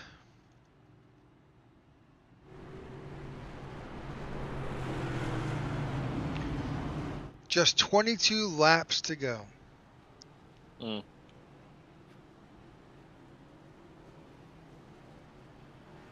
Yep, that 22 may not be coming out of the pits. There's definitely some damage on that 22. We'll see. It's unfortunate. Well, I'm sure he had to officially tow back to the pit, so we'll see what that damage looks like if he's able to return. But 22 laps to go. By the time we go back to green, we'll be in the teens. So we're going to take a quick commercial break. We'll be right back. Hello, my name is Jack Raymondson. I manage business development here at Tech for Troops, and I'm my 2nd year with this amazing veteran nonprofit owned and operated by veterans for veterans. I served in the U.S. Marine Corps as an amphibious assault crewman from 1992 to 1996. I also served in the U.S. Coast Guard from 2002 to 2007, joining after 9/11 as an operations specialist, then serving as an instructor at Coast Guard Training Center, Yorktown. I also spent many years as a first responder volunteering as an EMT and fireman. I'm here at Tech for Troops because I believe in our mission to empower veterans and their families with the gift of computers and technology training, as well as our outreach to help curb veteran suicide while providing a safe and meaningful community where veterans are treated with respect and dignity. We are aiming for zero veteran suicide through gaming and other program opportunities. We help veterans regain a new sense of purpose and help them see they have a brighter future ahead of them. It truly is an honor and my pleasure to serve my fellow veterans and help give them a leg up. 2024 is Tech for Troops' 10th anniversary year, and I ask that you help us support our veterans and their families with a computer donation and or greatly needed financial contribution so we can help every last veteran in need. Together, you and Tech for Troops can be change makers. Thank you.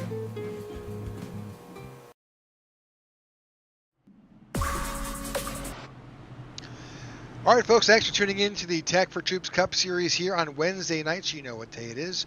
We've got just 20 laps to go. We are under caution for the 16th time tonight.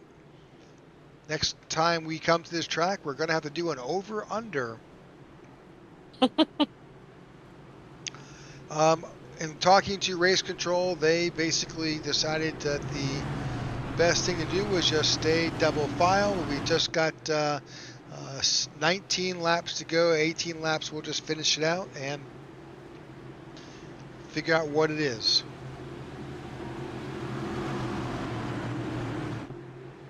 And we're green. Green flag back in the air here at New Hampshire. Just 19 to go. Good showing for the 3-car, Luke Bullard up to 3rd. For sure.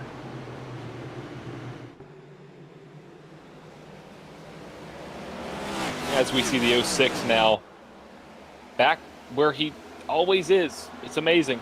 He finds a way. He does. every single week. It's phenomenal. We are just looking back through the field as they wind up. That's the 10 of 8 dropping down low there.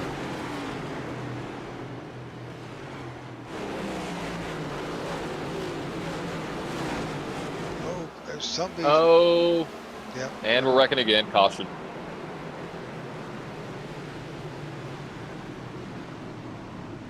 Hey Rick, didn't I say 20? Yep. With the math, it would equate to 20. I think that happened to be Brandon Brown who wound up in that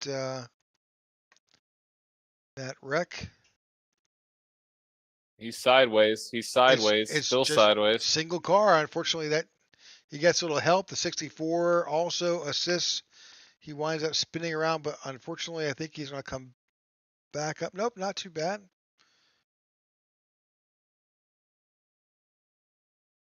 Again, single car incident.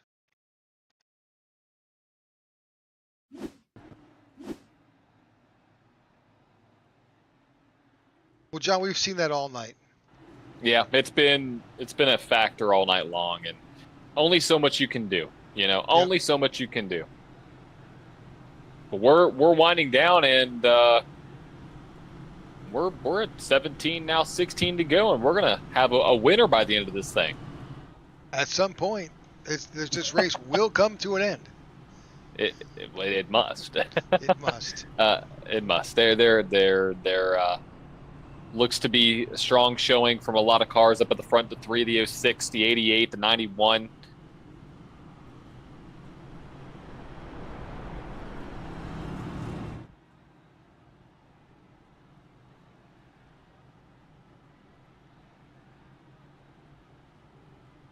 See, Ty Bostic is actually back out on the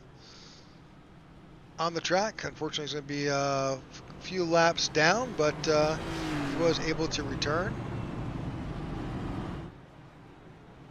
Still points. Points are points. Points are points, absolutely. Especially with the tight point battle.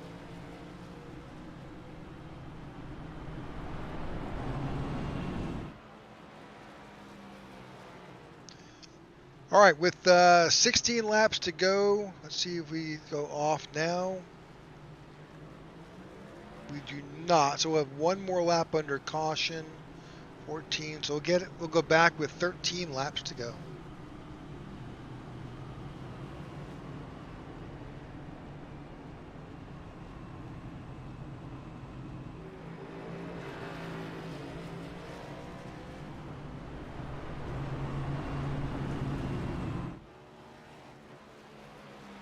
And it looks like we might have a schedule change for next week, so we will update you all once that is completely confirmed.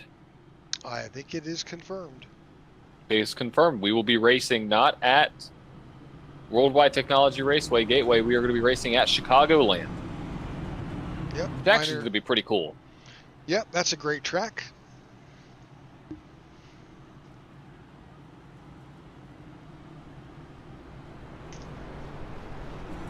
We haven't been at that track were we there in the last season? I don't remember. I don't believe. No, I'm not with the Tech for Troop series. I don't believe.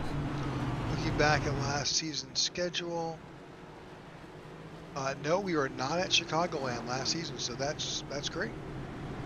Yeah, it'll be a fun race to call for sure. So we'll actually be in the Windy City twice this season. We'll be at Chicagoland for race 11. Race 12 will go to Talladega, then we'll go to Indianapolis, and then we go back for the Chicago Street Race. Oh. Now that will be a heck of a race to call. Yep, that'll be fun. All right. Just 14 laps to go. Going to be 13 at the line here once we get back to green flag racing. And 91. your leader, yeah, the 91 out front, Luke Bullard there as well. All righty, green flag back in the air. Oh, the 3 spun his tires a little bit. That's going to let the 91 get a great jump now. That backed up Just Chris 13 Howell to go. for sure. Yes, it did. Yes, it did for sure. And we're wrecking in the back. Car sideways and around. Big wreck in the back. Yeah.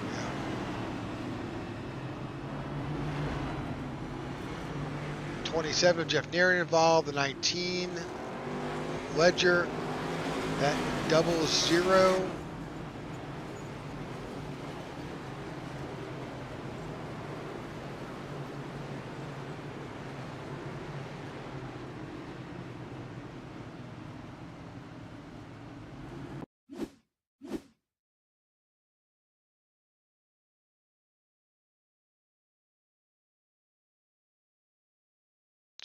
So it happened way up front, yeah. Yep, that's the 98 of Christoph Hall. Yeah, big wreck. 19, nowhere to go. 27 gets tagged. Chain reaction right there. The 12 spinning. The 85 trying to find somewhere to go. Hits the 00.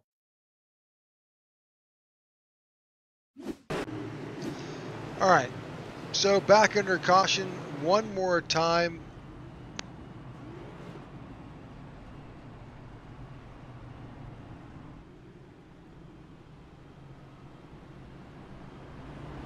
We'll get the is back under green with about 7 laps to go. We're going to take another commercial break. We'll be right back.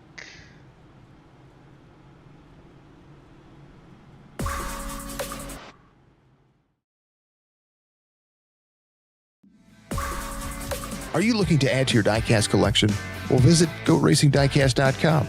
Explore one of the largest collections available with the options for pre-orders, new inventory, and the GOAT's personal collection for over 25 years. There's an option for every level of hobbyist. Ship direct. Personal custom diecasts are available. Shop the GOAT Racing merch store. And if you're a driver, apply for a sponsorship today. Turn your hobby into a passion and head on over and shop GoatRacingDiecast.com.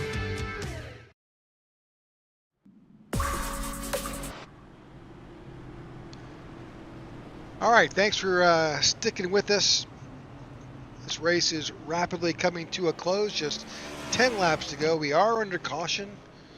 Our 18th caution of the night. It's been a slick, hot track here at New Hampshire. And these drivers have unfortunately had a rough night. But for a number of drivers with this many laps to go, they're in some unique positions here. If you look back right now, Andrew Paleschi right there up front, Chris Worrell, Luke Bullard, James Lowe, Christopher Howell, Scotty Grove. That Team Rocket Racing right now is dominating the top 6. They're half that top 6 right now. Chad Jones is doing well with Kaiju Cat. He is up there. Austin Call is in top 8. You got Cody Sturgill, Phil Vandertwick, Goat Racing guys. They're top 10. So, real good blend of different teams with just a handful of laps to go. Just a few. Yeah, it's coming down to the wire. Absolutely. This restart could be pretty critical. Now It could be everything. Yeah, we do have some green-white checkers, hoping not to use them tonight, but hey, you never know. The odds are kind of, yeah. All right. Lights are off on top of our pace car. Next time by, we'll go back to green flag racing.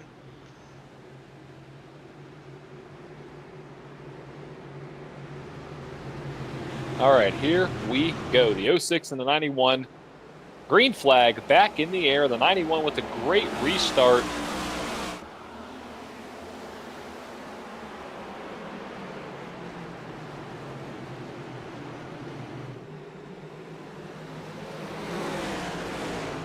That's Wyatt Gray just coming out of the pits there. Looking back. That's 3 wide in the back. They're still 2 wide even up front. Don't want to lose sight of the leader here as there's an opportunity right now for Chris Worrell to take over the lead here. Yep, there's a dogfight out front. You got the 06 and the 91 side by side.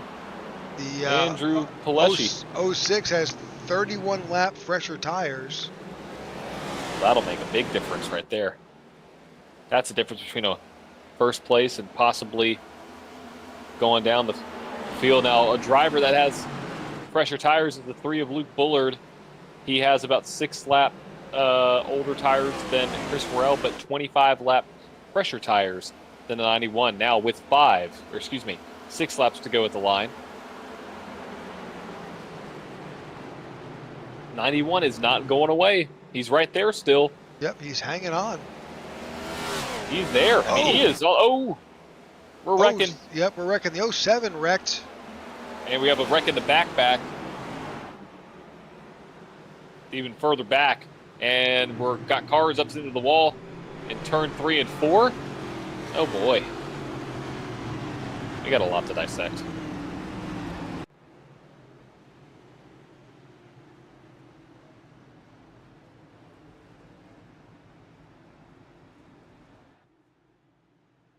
All right, we're trying to figure out exactly who is involved in that last wreck. Let's try Marco Berube.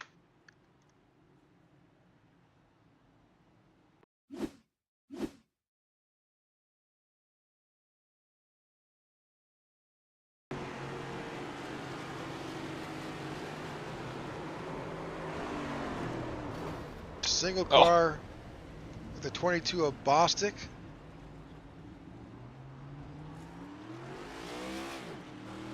So that was one incident.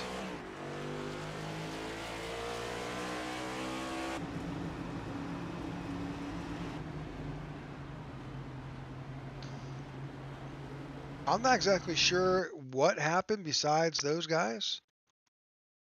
Yeah, it was some contact, I think, up against the wall, and 3 and 4 right there.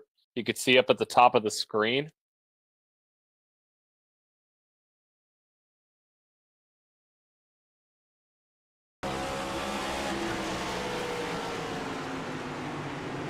There you go. Yep. 64, Cody Sturgill got doored by the 10, possibly? Yeah, I think that's or the 70, 70, I think. 70. Yep. All right. So that puts Chris Worrell out in front. 4 laps to go. Huge advantage. Anybody who's out front leading now, can we stay green to finish this race? Let us know, yes or no, in the comments. How much faith do you have? Yep. We saw that James Lowe definitely impacted the wall. James Lowe was maybe having some connection issues as well. He was we saw some blinking of his car, so there was definitely some connection issues there as well. So tough lap for James Lowe. We'll see if that's just an instance of the connection issue, or that's something, you know, even something greater going on that car. So we'll see.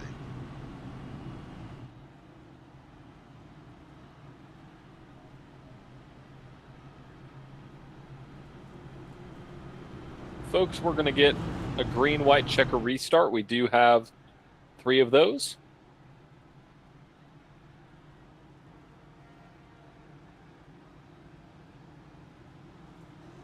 All right, next time by, we go green. See if we can get this one in the books. We have spent a lot of time here under caution.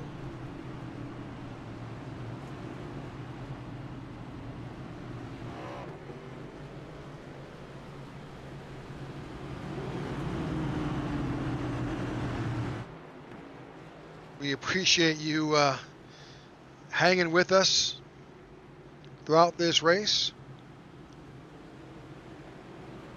Absolutely. And next week, we'll be at Chicagoland, a much different race. So if you're looking for green flag action, green flag pit stops, it's definitely the race that I recommend that you tune into. All right, about to get this race back underway. The folks on YouTube are taking bets whether this is going to be one more caution. They're going to get it in. We're hoping we just get it in. We are. Green flag, green-white checker here Luke Bullard at jumps. New Hampshire. Luke Bullard up there battling side by side with a 91.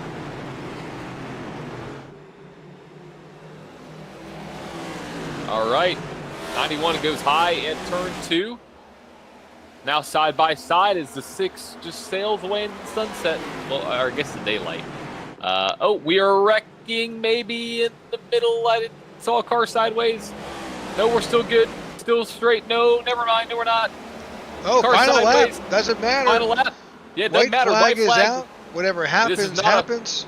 It's not a Parker Klingerman moment, but we definitely saw the car sideways before the start-finish line. We're still racing, though. Oh, 91 tags the wall. That allows the 3. It's door-to-door with Bullard and Paleschi. Door-to-door for P2 and 3 right now. The 3 has the advantage, but coming out of turn 4 in the 06 gets his 3rd win of the season. Chris Farrell wins at New Hampshire. Luke Bullard in 2nd. And the 91, Andrew Paleschi in P3 as we have wrecking in front of the leaders. Got cars all over the track. 06 wins again.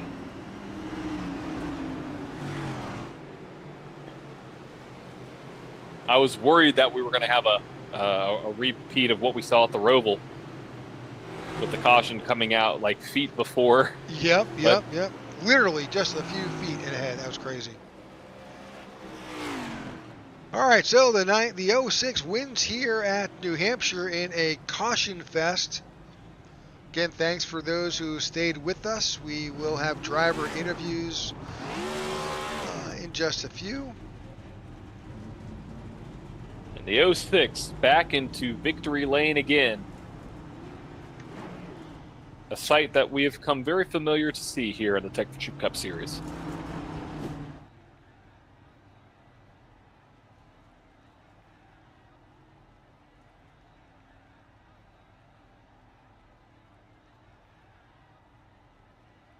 We are waiting for the grid to the race results to populate.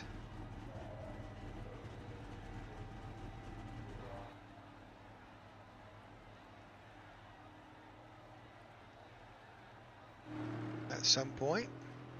Yep, I think they might be in. Maybe? There they are. Aha, there we are already. Winning the race tonight at New Hampshire in the Tech for Troop Cup Series, brought to you by the Tech for Troops and Goat Racing Diecast. You have Chris Worrell there winning his 3rd race of the season. A great run for him here tonight. In P2, you have Luke Bullard there with Andrew Paleschi in P3. We'll be interviewing all 3 of those drivers, so stay tuned. Nathan Harper finishes in 4th with Christopher Howell, finishing in 5th. Mad Maxwell Caldwell finishing in 6th with Lilith Peters in 7th. William Curran in 8th, Justin Horton in 9th, and Todd Merkel rounds out your top 10. All right, in 11th, Greg Stone. 12th, Christoph Hall. Austin Call finishes in 13th. Chuck Van Scoik in 14th. James Lowe does finish in 15th. Aaron Jackson 16th. John Ledger in 17th and 18th. Scotty Grove. Jeff Narrett in 19th. And Chad Jones in 20th. In the 21st position, you have Cody Sturgill finishing in 22nd. Marco Berube 23rd. Philip Vandertwick 24th. Maurice Burnett 25th. Wyatt Gray 26th. Ty Bostic. Aiden Lucas finishes in 27th. And in 28th, you have Dalton Schley. In 29th, Mike Slatker. And 30th, Brandon Brown. In 31st, Dustin Coggin, Zach Ward in 32nd, Emmy Harrell, Garrett Johnson, and Ryan Pittman wrap up our field. All right, so let's see if we can let's find our 3rd place finisher. That'd be Andrew Paleschi. Let's see if we can see if he's made it to the, he has, 1 second. All right, congratulations, Andrew. Welcome to the broadcast booth. Hey, man, how's it going? Thanks for having me. You got it. So, tough race tonight. Lots of caution laps. Yeah, Not ideal. I don't think anybody wanted to see that. No, I completely. Neither did we up in the booth. I'm sure our audience as well struggled a bit with that many caution flags. But hey, it's not so much how you start, but how you finish. And here you are on the podium. Yeah, I'm really surprised by this. I in practice, this is not my best track, so I was really concerned that I wasn't even going to make the race. And somehow shit out a decent enough qualifying lap to start in the top 10, and just kind of got lucky with. I got into an incident earlier that allowed me to pit and get some fuel, and just kind of gamed the cautions out, tried to save as much gas as I could, and tried to gamble into a win. Well, it certainly paid off to get a good podium finish, and we highlighted a number of drivers, yourself included, that are now new to the Tech for Troops Cup Series, and glad to have you. Yeah, I'm really glad to be here. I like what you guys do, and you guys do a great job broadcasting as well. So, cool operation to be a part of. Thank you very much. Any shout-outs tonight? Shout out to my teammates, Maxwell Caldwell, who had a really fast car there. He had an incident. Austin Call, Todd Merkel. We race together a lot, so we're kind of teammates. And you guys in the booth. That's about it. Appreciate you. All right, there's your third place finisher. And are we saying it correctly? Is it Paleshi? Yes, you were one of the very people that get it right on the first try. So good job. Thank you. You got it. All right, that's Andrew Paleshi in the 91, finishing in third. And let's bring in Mr. Luke Bullard, who winds up in second tonight. Great finish, Luke. Thanks, guys. We were just talking to Andrew. This is just races like this where you spend more time pacing than you do racing really makes it a challenging event, but it is where you finish. Yeah, it's tough, man. It's hard to kind of get in any kind of rhythm, and really a track like this for me, man. It was in practice. It took me a few laps to get going. Once I got going, I felt pretty good, had some speed, but it's tough on these restarts. Just seemed like early on I just kept going backwards. Every restart I'd lose a position. So it's tough. Yeah, we weren't sure whether it was we assumed it was a combination of the setup that we had here, the fact that it was a pretty hot track, and it's a flat track, so it's a challenge. Yeah, it was a pretty lethal concoction, I guess. It was super loose off the corner. I think it's when most people have problems. You just had to really baby the throttle and get the car straight. Yeah, we saw pretty much the majority of the cautions, which you agree, John, were single car spins. Yeah, absolutely. Just the combination of hot track, loose set, flat corners. It's a recipe for 19 cautions for sure. Yeah. Any shout outs tonight, Luke? Nah, no shout outs tonight. All right. Well, there's your second place finisher, Mr. Luke Bullard. And with that, we welcome our winner into the booth. I know, Chris, this is not one of those times where you enjoy the race, but you survived the race. Kinda. I mean, I definitely got the hell beat out of me twice. Got wrecked from the leaders twice, and then went all the way back to the front 2 times. So did it last week. Maybe next week I can get wrecked 3 times. And then go from the back to the front and win it again. That'll be pretty cool. But it is cool to be the first third time winner. It sucks I had to win it on a race like this. This could be a lot of fun and could be a lot of could be interesting for you guys too if we could just know our pace and then know our limits and stick to that. But some guys just push it a little too hard, I guess. But well, we saw. I don't know. It is what it is. Yeah, we saw. Even if you go back and look at it, we saw even guys who were super experienced and just looping the car around. A lot of single car incidents here. So I think that there was as John mentioned earlier, just kind of a recipe for disaster here with this track. But hey, it's over, and we have heard from race control. We are going to make a change next week. We're actually going to go to Chicagoland. So. Yeah, I mean, I would have preferred to go the other track, Worldwide Technology. That would have been a lot of fun. Chicago School is probably my least favorite oval, or a mile and a half. But I mean, it is what it is. Whatever. Maybe we can get some racing in. That's all that matters, you know. So Yep. hopefully that'll be good. Sorry you guys had to sit through that. No Hopefully, worries. we'll quit doing this eventually. Any shout outs tonight? Team, Scotty, James, Chris, Black Car Mafia, Aunt Mary for tuning in and watching, Tech for Troops being the best sponsor in iRacing, Elliot for putting on the show and putting up with all these buttholes, and you guys for doing such a great job every week.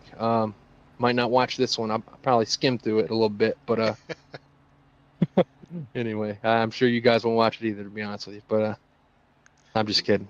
Nah. I need to shut up. It's all I just need to quit running my mouth. It's bedtime now, so I'm sorry, guys. I'm a fussy baby when it gets late. It is late. All right, that's your winner, Chris Worrell, taking the win tonight at New Hampshire, and as we stated, or as you've watched, a caution-filled event. Next week we will be at Chicagoland for our race as we count down to the final races here before we move into the playoffs. We appreciate all of you who have tuned in tonight, stayed with us, and we hope to see you next week. Tomorrow night we will be John, I forgot. Where are we tomorrow night? Las Vegas. Las Vegas with the INRS Racing Series as they are entering the Elite Eight as they chip away with just a few races to go in that season. We appreciate all of you who have tuned in tonight and hope to see you tomorrow night. So from John and myself, thanks for tuning in, and like and subscribe on your way out, and you'll stay up to date on all things happening here at the IWM Broadcast Network. Alrighty, catch y'all tomorrow night. All right, good night, folks.